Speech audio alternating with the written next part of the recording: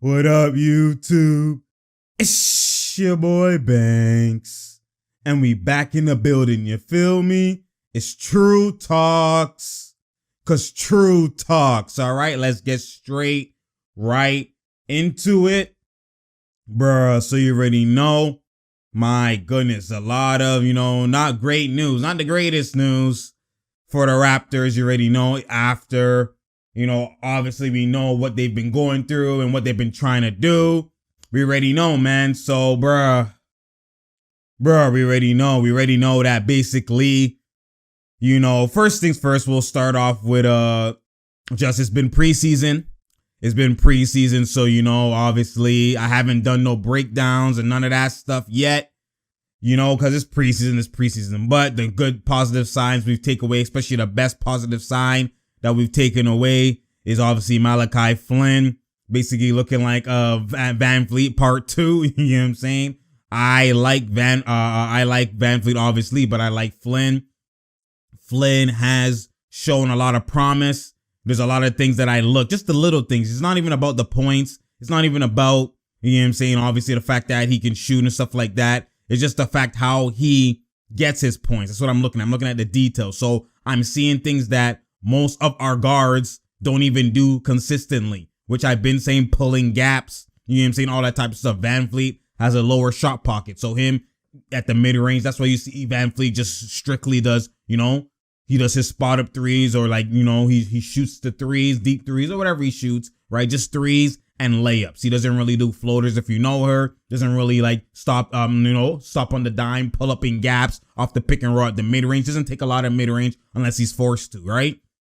And a lot of part of that reasoning is because he has a low shot pocket. So when you do, like I've been said from time, when you do shot creating moves, step back and then let's say I do a right to left crossover. I'm going to have to now turn like this and then shoot. That's why he doesn't really shoot, shot creating type of shots, because of his shot pocket. His shot pocket's like this. It's kind of like a push shot, kind of like a high school, type of push shot. So he doesn't have, he's already going to be limited with ability in shot creating ways. You know what I'm saying? That's why a lot of his shot creating buckets are crossover or whatever. And then he shoots. It's situational. You know what I'm saying? And then most of the times it's just hesitation, scoop layups and all that type of stuff. That's why when you have bigger guards on him and you have, people who can actually defend on him, it's more limitations when it comes to Van Fleet. Obviously, if he increases his usage rate, and let's say there's no Lowry and he's just playing, his production is going to be way more because he can control more of his situations, and he's going to be in those situations more than him playing 50-50 off ball, on ball, right? But Malachi Flynn, this is why I say he has higher potential for what, the best version of Malachi could be could be better than the best version of Van Vliet.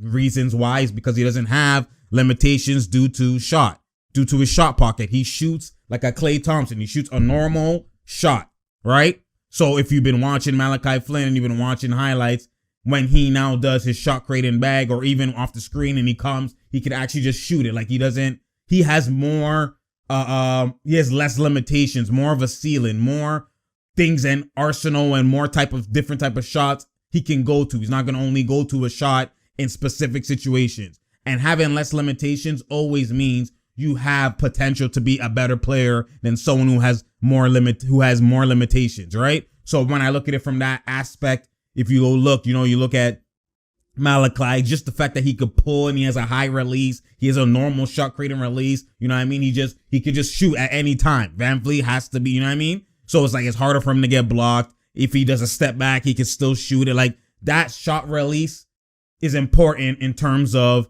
ability, right? So a lot of people don't look at it from that aspect. I've always said that about Van Vliet, which is why you don't see him do as much floaters. You don't see there's certain, you're always Van Vliet, gap that I've been trying to point out. And that's what the higher tier point guards, the all-star caliber point guards, the Kembas, the Kyries, you know what I'm saying? Even Lowry, when he's in his bag, is now moving like those guys, right? So you have the Trae Youngs, all those guys, you know what I mean? Curry, Dame, all those high caliber point guards, you know what I mean? They have that ability to shoot at any time, right? There's no limitation. So that's something that Malachi has that's in his favor. So if now, I'm not saying he would be, his career is going to be better than Van Vliet. Van Vliet already, as an undrafted player, has overachieved and done very, very well and has been averaging almost 20 points in a season. So with usage sharing with, Kyle Lowry. So imagine what he could do on his own. So again, I'm just saying the potential of what the best version of this person could be is still better than what the best version of Van Vliet can be due to the limitations. So now we move past that. That's kind of like my biggest take with preseason. Obviously Pascal going to, doing a 1-2, whatever. Like I'm not going to assess Pascal in any situation where you're facing a lower tier team or it's an easier matchup or it's a preseason or whatever. I'm literally, anything he does, even if he drops 50, it's not going to matter to me. Literally, honestly, it's literally like, I'm not even going to talk about that shit. Like, it's not even going to matter to me. I only am going to assess this man in a high pressure, great defense, great team, eliteness situation. What do you do? That's what I care about. What do you do? It's the same thing with people looking at Giannis and this and this, and then what happens? Every time he's in that same situation, same result, same result, same result. So if he's snapping versus, I don't care anymore. It don't mean nothing. Y'all who live with the hope and live with faith will find a way. Oh my God, look, you see he dropped 50. See, I'm telling you, Pascal, this year they're going to do. And then when the playoffs come and then elite team comes, same result, same result. Has his game changed? Only way I will say talk about Pascal more is if he's facing a great team, an elite team. And even if he's bricking, I'm seeing Arsenal takes. I'm seeing different takes. If it's the same shit, it's going to be the same shit. You are who you are. Like, that's what I'm trying to tell you. Like, people, you just have to be real with yourself. Y'all, a lot of y'all have hope and have faith, but me, I look at the things and I read between the lines. I look at what the actions speak louder than words.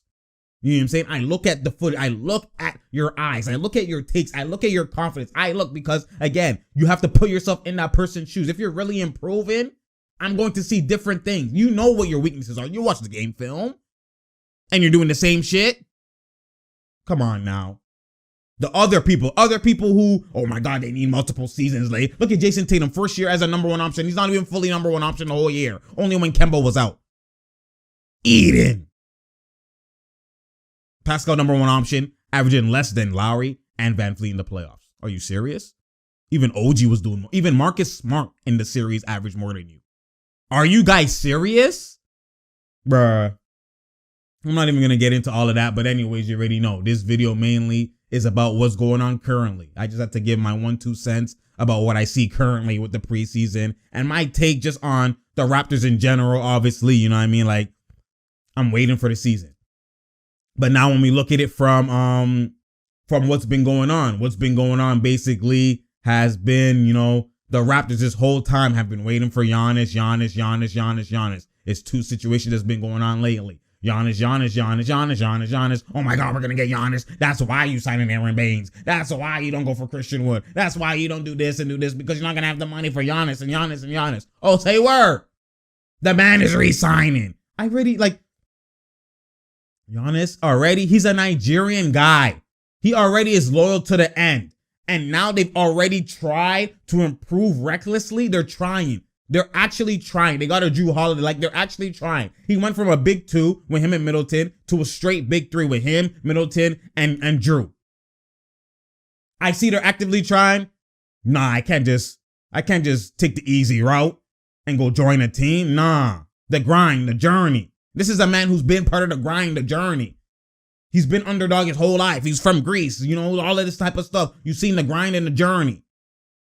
It don't stop just because I'm in the league. Just because I'm a 2-time MVP, it's still me. At heart. The grind, the journey, it still continues. And I already knew. I already knew. Y'all heard me say I will be surprised if he leaves Milwaukee. He's not leaving. Even if they didn't bring Drew, he'd probably stay in. And they give him the most money? Nah. After that tenure, maybe he might leave. Like, you gotta understand, this is someone who, he's been underachieving. He's not someone who went, did all he could, snapping, and then it's like, damn, you just need better pieces. He's been part of the problem. If I'm someone who's there and I'm part of the problem, in regular season, I'm doing this, I'm averaging 30, I'm snapping. And in the playoffs come, I'm averaging way less, shooting way less, and we're struggling. I'm going to say it's me. Because if I do what I do, we should move like how we move in a regular season. But my stuff drops off. my buckets drop off. My efficiency drops off. My palms are getting sweaty. I'm looking like I have no ability. Why am I going to say, oh, I need to go to a different team? It's going to be the same situation. Wherever you go. Unless you play with elite talent where you have to do less. And are you really trying to win doing less?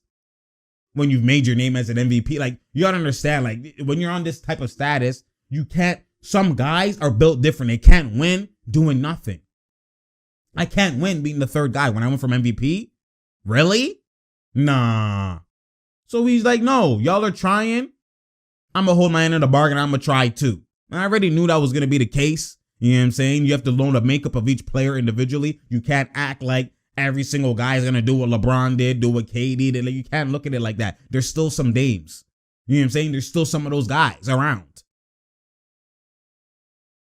You know what I'm saying? And even then, KD stayed. KD stayed. And it's the next tenure where he left. You know what I'm saying? So when you look at it from that perspective, like, none of these guys were leaving at 23 and stuff like that. They all extended first. You do the first extension, right? And then year 7, year 8, you maybe leave. And that's only what makes sense. Like, Giannis is not going to leave. Like, people are forcing him to leave early. Try again. What has he been? What, 5 years in the league? Next 5 year, well, you'll be like year 9, year 10. And then that's when now it's like, okay, if it doesn't work now, you may leave. That's been like the LeBron. That's been like the KD. It's all around that time. That's when you now decided, you know what, I might have to leave. I already knew Giannis was staying. Come on now. So the fact that Raptors don't even do their due diligence, all you Raptors fans don't even take IQ, don't even look at what's going on, look at that landscape, use context. And look, are we really going to pry a guy from hella early in his career? What are the chances that someone has left that early in their career? Show me. Show me what MVP caliber player has left that fast in their career. Show me. You know what I'm saying? It's like, bro, I don't understand why Raptors fans have already done, and how many times does even any free agent, your own free agent, Kawhi, that won a ring when you left, and y'all think Raptors just gonna get a free agent, bro? Like, that's what I'm trying to that's what I'm trying to understand. You know what I'm saying? Like, look.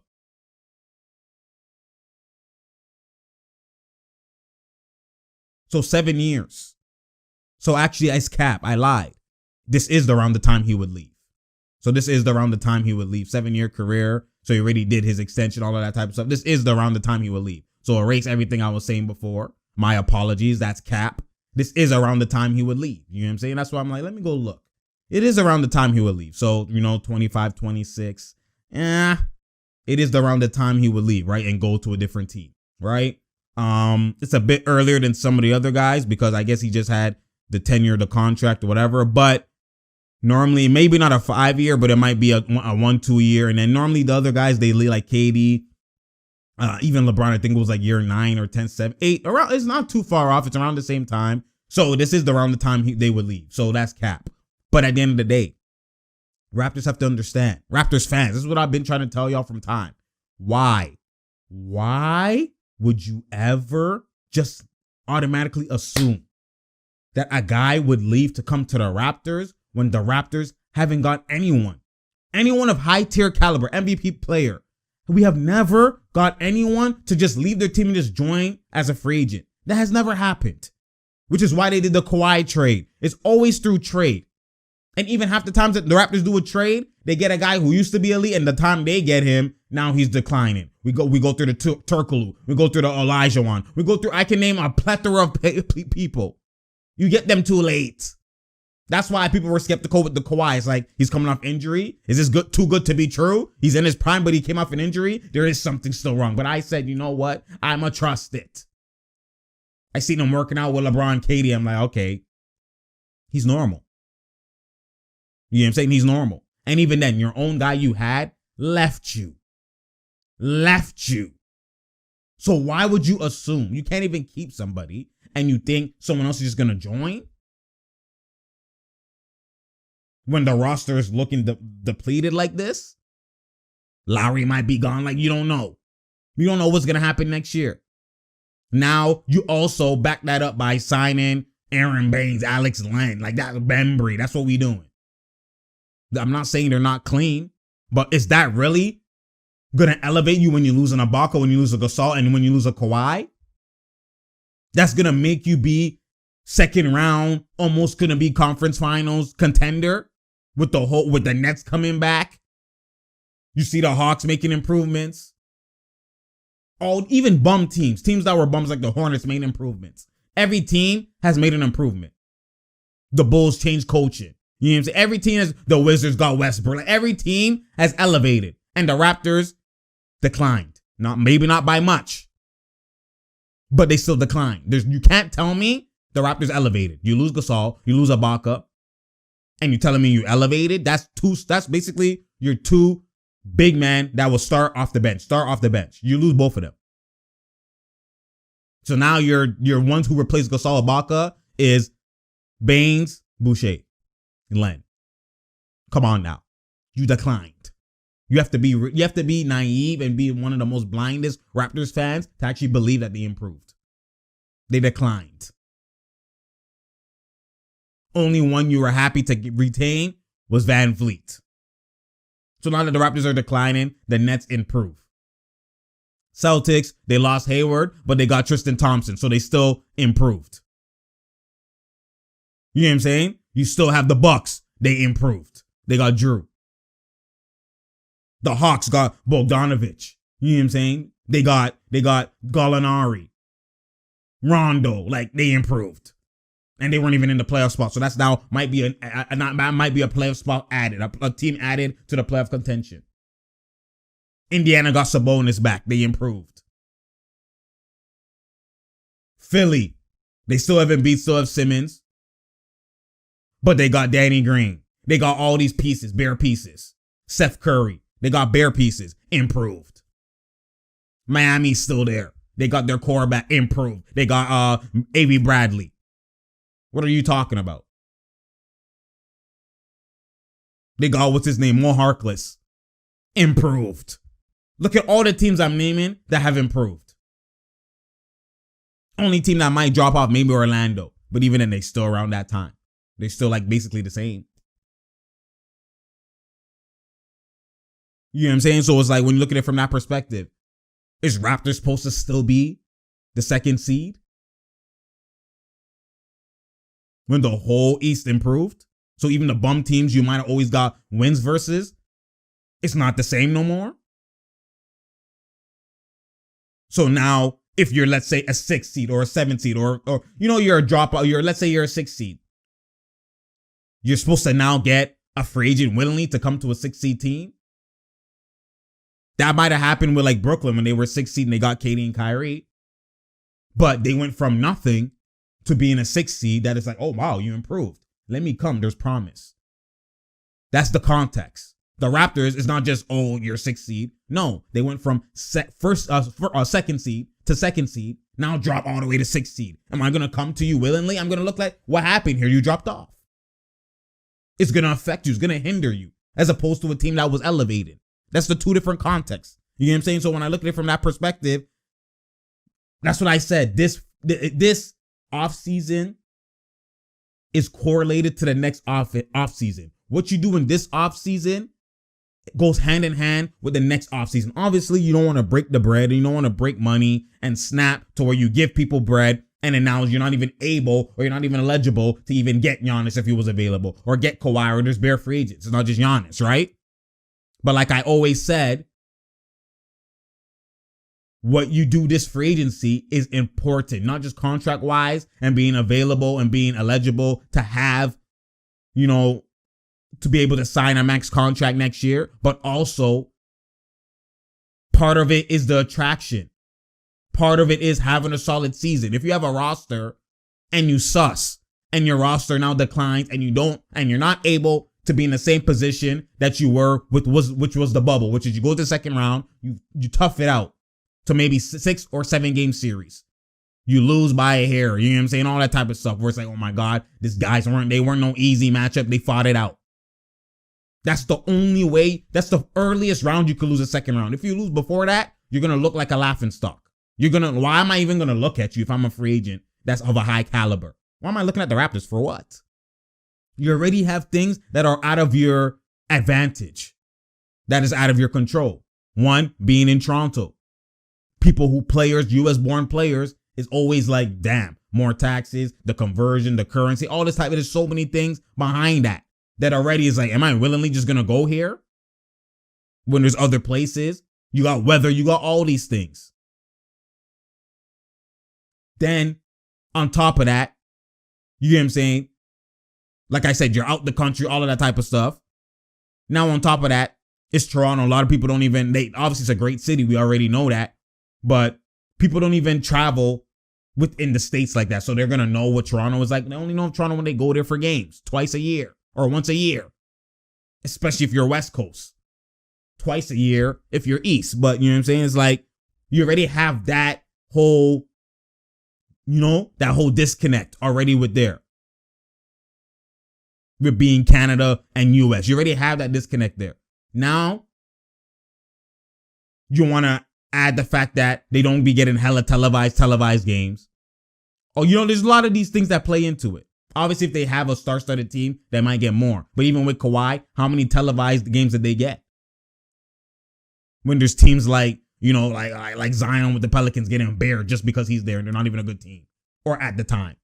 You know what I'm saying? Like, come on now. Like, let's just be real. There's so many aspects to it. Marketing, the market, the market around them, the Toronto market, all that type of stuff. There's so many things that obviously the whole country's behind you and whatever. And that was great for Kawhi. But like, it's like what they want. There's a disconnect with what they want or what they think and what actually the reality is. So there's all that factors that go on that you can't really change. Now you want to be a mediocre team as well? Nah, it's like you don't want to be adding towards the negativity in terms, or the stigma or whatever, in terms of you joining a Raptors team, right? So it was like, that's why I was saying it's crucial, very crucial, this whole off season, getting at least decent to solid or great, great role players that now you could finesse it, or you still have money and whatever the case is, and you could still sign people next year, or at least one. You don't have to sign Bear, but just one. Just one.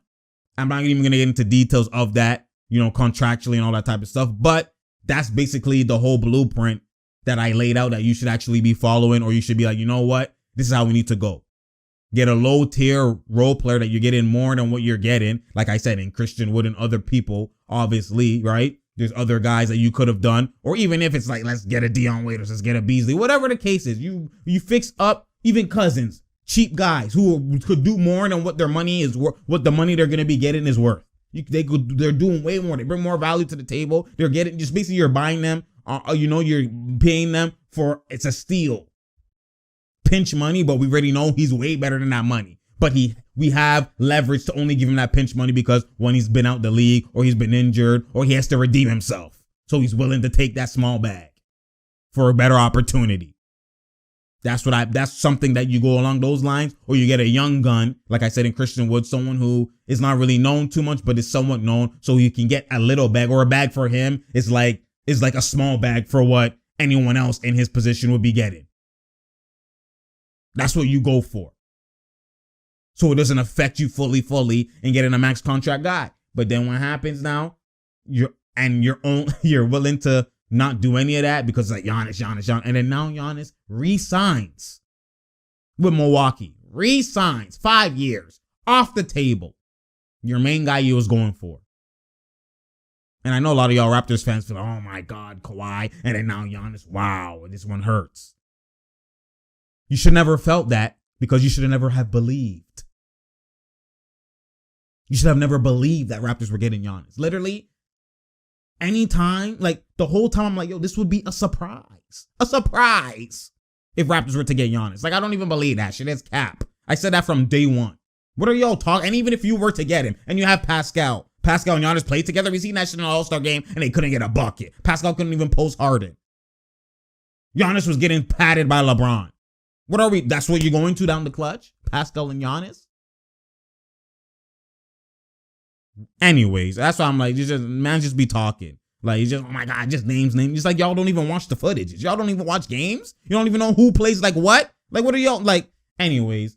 So now, you already know Giannis off the board. So are the Raptors, they're very close in getting nobody in this free agency. Lower tier players. having a lower tier regular season, meaning you're like 6 seed below. Even if you're 5th seed below, you drop 3 seeds. Any non-home court advantage and below is, you're in a threat of being exited in the first round, right? So 5th seed below, the bottom 4 seeds, you're in a threat. You could maybe get that, which means mediocre season. And then on top of that, you might not get anybody next offseason of that caliber. You might not get Giannis, you might not get Kawhi, you might get PG, whoever is available. You might not get, PG's not available, my fault, he resigned. So now it's Kawhi, even that's 2 names off the board. So you might not get nobody. So your worst case scenario is literally a higher chance of happening than your best case scenario. And that's what my whole point was this whole time, which is why you go about it this way. So you at least your worst case scenario is not as bad as you going all out in this case scenario. You know what I'm saying? That's what my whole point was. That's what the whole point was. But now anyways, you look at it from that perspective, Giannis is off the board.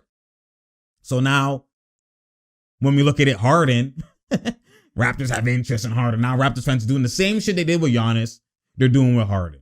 Raptors, they have interest. Raptors' interest is mutual. Raptors can get Harden. We could give up this, that, Powell, and this and that, and OG and whoever. You give up the whole team, and get you Harden. I'm like, yo, are y'all serious? Y'all did this with Giannis. Y'all did this with Giannis. Harden wants out. Harden, he's saying he wants out. He's done with Houston. He wants a fresh start and all of this type and then whatever. And honestly, it's more likely that the Harden actually happens than you resigning Giannis before he even got off the board. Because again, like I said, Raptors have to get a star through trade. You're not just getting a guy just to walk here and come and just cross the border and sign the paper. That chance is very, very slim. And then now, when we want to talk about the trade, you think Houston is going to trade Harden to the Raptors for Powell? For OG? Even if let's say you traded him and Lowry, just put perspective. The Nets lower tier players other than KD and Kyrie, LeVert, Dinwiddie, the list goes on, Allen, Joe Harris, they're all, maybe not Joe Harris, but they're mainly all are better than Powell, OG, and them. And the Nets said, no. I mean, the Rockets said, hell no. I'm only trading Harden if I get either Kyrie or KD. And we don't even want Kyrie, meaning they want KD. But even if they said, I need one of them. I need one of those caliber players. I need one of those top tiers.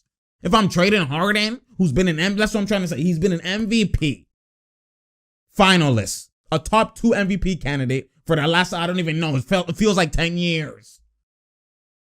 That's who he's been. And I'm going to trade him for pennies? I'm going to trade him for guys who haven't even made the All-Star team, even if it's 15 of them? Are you out your mind? Are you out of your mind? Especially that way, them trading Harden for lower tier players only would work if Harden was in contract year. It's his last year before next year. So it's damn, at least get something and not lose him for nothing. This man has bare years on his contract. Are you out your mind? I'm in no rush. Don't rush. That's what they say. Don't rush. You already know that song. Don't rush. I'm not in no rush.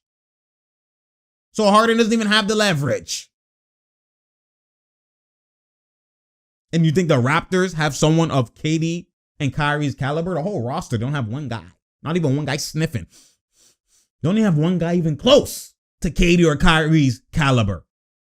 Pascal's light years away, and that's supposed to be your best player. He's light years. When I mean light years, Buzz, light years away. Bruh.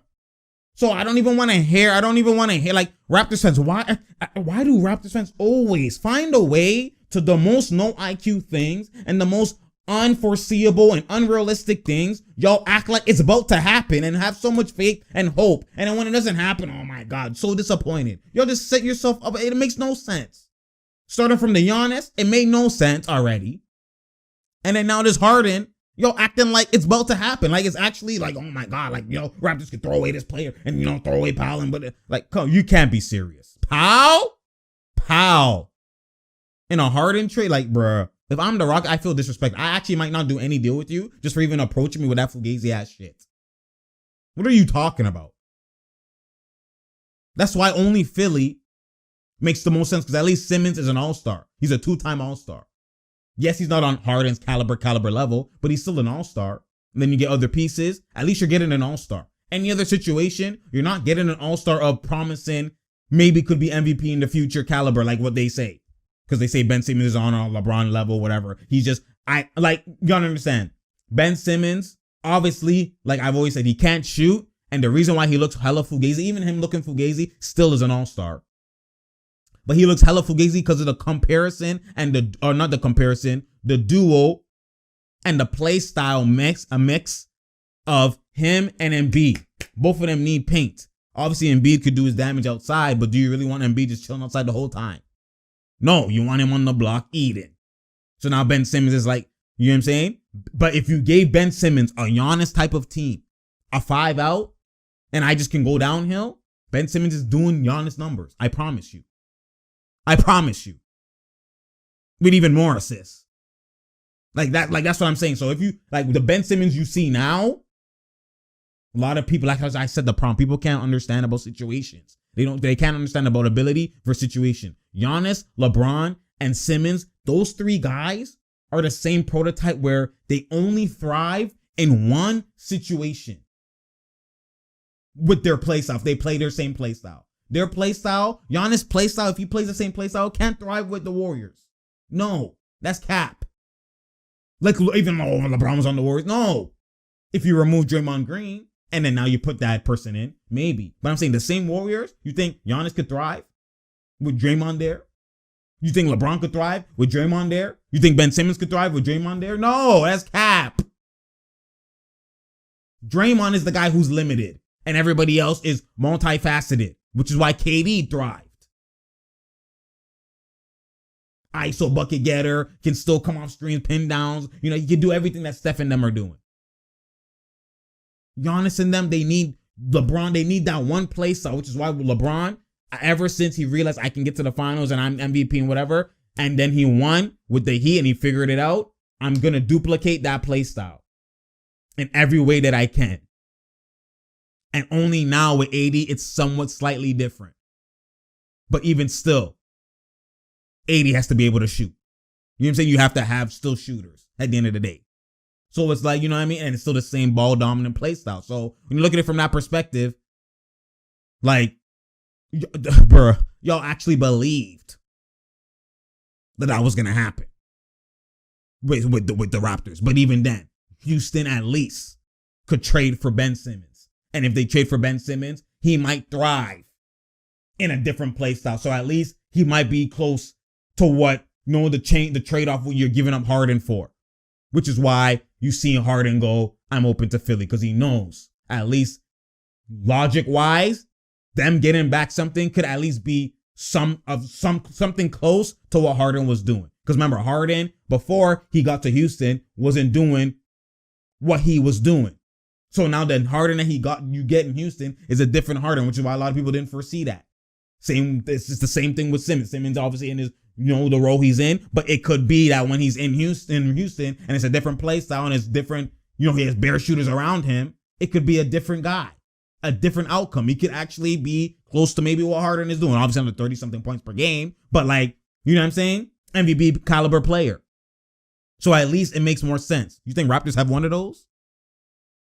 Yeah, y'all can't be serious, man. Like, I would be surprised. What I mean, I would come on here and apologize to everybody. I might even get everybody's names in the comment section and apologize to all of y'all individually. If the Raptors were able to get Harden and keep Pascal. And even if that's the case, so your team now is elite because you have Harden and Pascal, 2 guys who are known to have palms sweaty in the clutch time I trust mine. Maybe Pascal might go back to a Kawhi version of Pascal where, focuses on Harden, so I still do better. But your main guy's palms, who's known to have palms sweaty in the clutch time, I don't trust mine in the playoffs. He's known for that. That's what he's known for. He has to break that stigma. That's who I want. And that's what I'm going to decimate my whole team for. And he hasn't even showed us that he can play any other offense at that high MVP caliber other than the offense of dribble, dribble, dribble, dribble, dribble, dribble. All ISO, I might go psycho, but if they help, I pass to you with 2 seconds left on the clock. So now you have to force something. That's the offense you want to see. We haven't seen Harden. Like, we've seen Harden playing different offenses. But the MVP caliber Harden has only thrived and only been MVP caliber in that one offense. Other than the 1 year with Dwight where he did pick and roll. So we've seen him do pick and roll. But mainly the high octane 35 points per game, that reckless one, has only been in the one situation. We haven't seen Harden go like, you know what, I'm going to play different. Maybe he might play different. Like choose like this coming up versus the Spurs and stuff like that. They face the Spurs, so we'll see how that looks. You know what I'm saying? Because he finally came back to practice. We'll see how that looks. Maybe he might look different. So him playing might actually, rise his stock. But Harden is in a tough situation. Harden, like I said, he made a mistake. Harden made a mistake. Harden made a mistake. The way he tried to play this, like he was like he's like in his last years or something like that.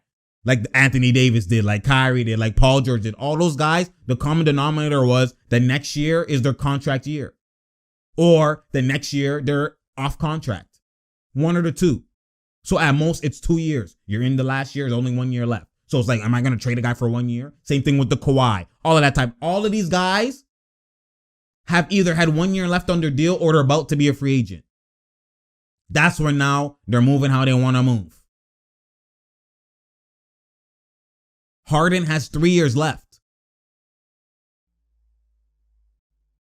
And 2 at worst, I think, if he opts out. But 2-3 years left. Like, come on now, you have bare years. You can't move the way these guys move. Because Houston has all the leverage in the world. They don't have to do nothing.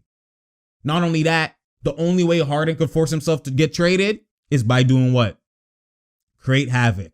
Not showing up to practice. Acting like he doesn't want to be there. All that type of stuff. And for Harden, when you have bare years on your contract and the other team has leverage, or the team that's trying to trade you actually has leverage, which is why they're not forced or rushed to do any deal, even if it's a bad deal. Because all the other teams are rushed to do any deal, like Kawhi trading for DeRozan. All you look at on paper, is that even a blessed trade? No, but that's the best trade you're going to get because you have limited time because, you know what I'm saying? The contract. You don't want to have him go for nothing. You don't want to have him go for nothing. So at least this is the best offer I'm probably going to get. So let me do that. So at least the player has leverage now. Harden doesn't have leverage. So him doing what he did, he sussed himself. Not only that, now he's like, fuck, he realizes that they have leverage. They don't have to do shit. So now what's he doing? He's going to try and create havoc. But obviously just finally returned. But originally he thought I could just create havoc. I could do this, X, Y, and Z, and then force them to just trade me. Be a tyrant. Be a nuisance. Boycott, whatever he wants to do. And then it'll force them to do a deal to the Nets or wherever I want to go, to my destination. He's moving like he's one of those guys who have only 1 year left. And they're like, huh? They're just like, yo, we'll just wait this out. And then what happens? When you wait it out, what happens?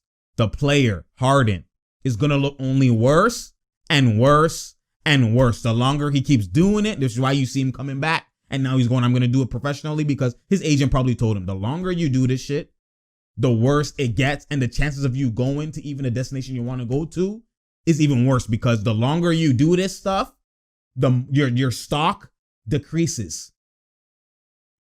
Your stock decreases. So you're going to get traded probably to a team that is even going to be worse than Houston. The lower your stock goes, the less they could trade you for. Or the lower your stock goes, the less they're even going to want to trade you, because they're like, yo, what kind of doo-doo deals are these? Your stock decreases. which means the chance of you trading is going to decrease because I don't have to ever trade you. I have you for bare years. Now your stock is decreasing because normally if your stock stays the same, it's like, okay, at least people are going to throw something that's of that caliber. The reason why Houston's not doing the deal is because no one matches who they, like, no one's worth what they're trying to give up. That's what they're saying. Nah, it's not worth Harden. No, I don't like it. I don't like it. I don't like it. So if your stock decreases, which means other people are offering even less because they're like, yo, it's a tyrant. You have to get rid of him. I don't need to give you the whole bag and everybody. I don't give you the whole works. I can just give you a 1-2 guys because you have to trade him because clearly, look at this, a turmoil situation. Now you're even making Houston hold their cards even more because it's like you're throwing off doo-doo offers to me. It's like, nah, I'm not doing that shit. So the chance of you getting traded is even less. The more your stock drops, the less, because of all the years in the contract. They don't have to do nothing. So it's counterproductive. You're sussing yourself, which is why you see probably his agent tell him, yo, you need to go back and need to do professional. You need to make this proper. You need to increase your stock. Because if you increase your stock, now you're going to get worthy trade packages. So that's the way to get traded faster. So watch, he'll come back and let's say he snaps and he's playing like the same Harden. But now what happens is because you have barriers in your contract, remember, the Houston Rockets have leverage. So even though you're increasing your stock and now they're getting better offers, Houston will just be like, yo, we can win a championship though. We're a top 4 team now. We're actually winning. His stock is increasing. Nah, I'm gonna hold it together. Let's see what happens after this season. Now because you're increasing your leverage. I mean, you're increasing your stock. You're increasing your value. The team is actually winning as a byproduct. The team is actually doing good as a byproduct. And now it's like, do I even have to trade him? No, we close. I feel like we could win. We're having good chemistry. This is great. So now you're actually putting yourself in a situation where you actually, in a rare case scenario, will get traded. And that's what people don't see. And that's what I'm trying to enlighten people to see. And like, the way Harden went about this actually is counterproductive. And he's going to be stuck in Houston for I'll be surprised if he gets traded. The only way he gets traded is if he snaps and he's killing and the team isn't winning. And the chances that happens, when has Harden snapped and the team don't win?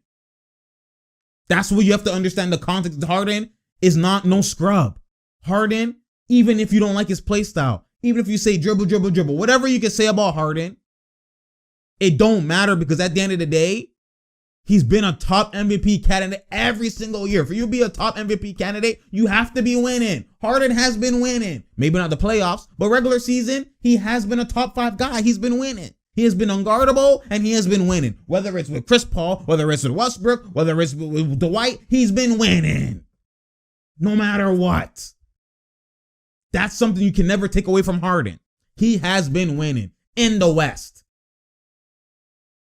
He has been having great records, decent records, and his production has been elite individually. So for me, anytime I see Harden and Houston snapping, it automatically translates to wins, especially in the regular season. So for Houston not to be winning, he has to be playing bad and they have to be losing. But what did I say? That's going to attack his stock. So he has to go out there and win. Or he's going to try and go out there and win and not do, or like do hella good, but then but then be losing. I don't see that happening. If he does hella good, it means they're winning. If he does hella bad, it means they're losing. Those are the two situations that's what's going to happen in Houston. And if you have to pick, what are you going to pick? I need to rise my stock. Your agent's going to be telling you, rise your stock. Because if you want to get traded faster, you need to elevate the trade packages. You need to rise your value. So people be like, no. Harden is actually, he's worth this guy. And then but at the end of the day, it comes down to Houston. They only have to do it if they want to. They don't have to do nothing. So regardless, you're stuck. However you play it, Harden is stuck. So him going about it the way he went about it is stuck. What he should have done is done things behind the scenes to Houston, demand things to Houston, but still be professional. Still be like, I'm that guy, whatever the case is. And then maybe out of the kindness of their own heart, might try and do something because they get a package that's so elite that it's like, damn, we might not ever get this again. You have to play that route. You have to just do everything so professional, so great, and just hope that somebody on the other end, just from you saying, I want out, someone on the other end's like, yo, we could get James Harden and just throw you the best. That's the way he should have played it. Instead of trying to do this, I need to force my way. I have barriers. I need to start doing turmoil and do all of this. That's not the way he should have went about it, because now it's sussing him in the long run. It's counterproductive, like I said. So that's in terms of Harden. I never liked him doing what he was doing. I thought, like I said, he could have done it a different way and just used more IQ and how he moved and how he maneuvered. But again, now he's in a situation where, like I said, he's going to have to play. He's going to have to be professional. He's going to have to snap. He's going to have to play as if he's not going to get traded. And that in the long run, yes, it might get you better trade packages, but you might actually be winning, and you might even realize yourself that, yo, we could actually do some damage. And the organization is going to realize you could do some damage. So I'm not trading you. At least play the year out. And maybe based off the playoff thing, you know, maybe playoff woes or whatever happens, maybe it's like, okay, get this guy out of here. But like I said, that's why they chose to trade Westbrook and not trade you, because they know Harden is like, he's that guy. I'm not moving him. That's why you've seen all these players around him leave and he's still there, because at the end of the day, you're the MVP candidate guy every time. Like, you've earned just, like, you can't have your cake and eat it too. You can't snap and want all these MVP and want all these accolades, but then act like you're a Westbrook, like you could just demand a trade and be gone. No, it doesn't go like that. You're that guy. When you demand a trade, you're basically telling the organization, get better. That's when you're of that caliber of player, anytime you demand a trade, it never means they're going to trade you. It means, yo, this guy might leave. Let's make the team better. And eventually you will leave in free agency. They will never trade you. They'll never trade a KD. Like, are you out your mind? They'll never trade a LeBron. Are you out your mind? Harden is one of those guys. You'll never be traded. If you want out, yo, make the team better. So he maybe stays. That's the route. Harden has to know that. So you have to maneuver different. Or just decline like he did. Decline his 50 mil and just decline money and, and just basically just ride it out. You know what I mean? So at the end of the day, like all this comes down to is still, it comes down to Raptors fans and Raptors organization in general. Like, listen, I just don't like how the Raptors are just all these long shot, Hail Mary type of situations and scenarios. It's like they believe that it's actually realistic. And that's where I'm like, what are y'all thinking? What are y'all thinking? From Raptors fans, from the Raptors community to even the organization, what are y'all thinking? I've always said, Giannis is not leaving Milwaukee. And even if he does, the chances you get any free agent is so slim. Harden is not being traded. They literally said, we're not trading to the Nets, who has bare other pieces, unless we get KD or Kyrie. That already tells the rest of the field, don't try this shit with just regular mans. So now all of a sudden, Raptors are now, we're interested. Are you serious? Automatically, you should be like, okay, we can't get Harden. That's what you should be. That's the realistic approach. You could obviously still try, but to actually be like, to feel that you're entitled to, like, you're almost going to get it, like you're actually that close, like I said, I'll be surprised if the Raptors get Harden. This is not a Kawhi situation. Like, for the Raptors to even get Kawhi had to be injured, so his stock dropped. Not playing for how many years? It's like, who's going to take this guy?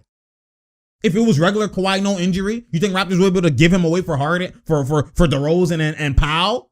Y'all could, and still get Danny Green?